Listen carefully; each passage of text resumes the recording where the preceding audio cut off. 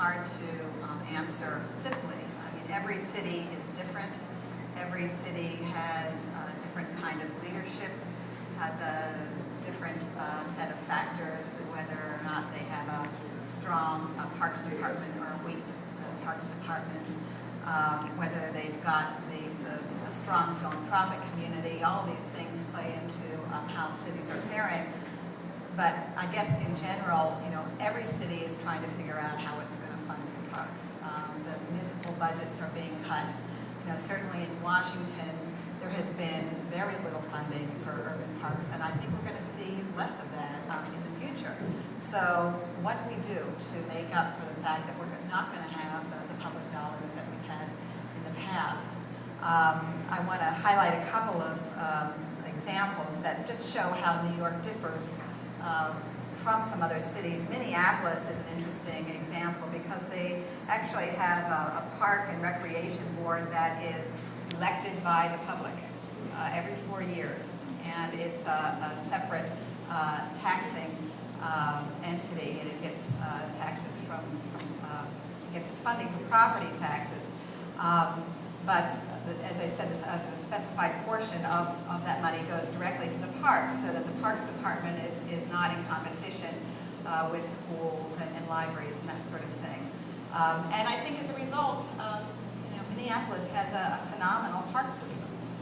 But that model is not typical. But it is one way that a few cities have been able to weather this economic storm. It has been that way since 1883 when it was created. That is to say, and I know that Commissioner Stern tried to achieve a similar sort of thing, and that is to have a dedicated tax, real estate tax, that would go directly to parks. The other variant that's interesting, I think, is Boulder, which has a sales tax, and its sales tax is over 1%. That goes to parks, but unlike Minneapolis, it goes only to parks, but it has to be decided upon by the city council. In Minneapolis, there's an elected parks board, and the elected parks board decides what happens to that money, and it isn't in competition, as you say. And I think those are very different sorts of things, and different ways of managing. And so my question, Allison, is, listening to what's going on in these other cities, how do you think New York compares? What things do you think we're doing that might be interesting things to experiment with further?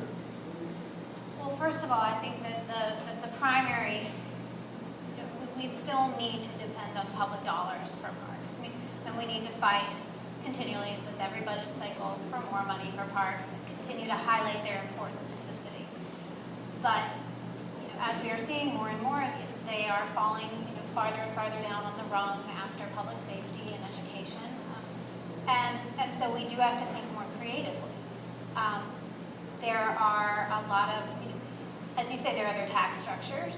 There are property taxes. Perhaps there are all sorts of different models, a number of tax financing models. Then there's park improvement districts, which is a type of tax model that is being explored.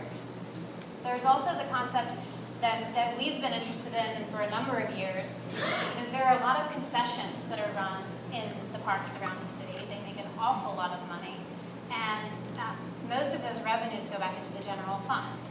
Now, there are parts... Let's stop you a moment. That's a lot. People do not know what the general fund is. General fund is all the revenue that comes into the city of New York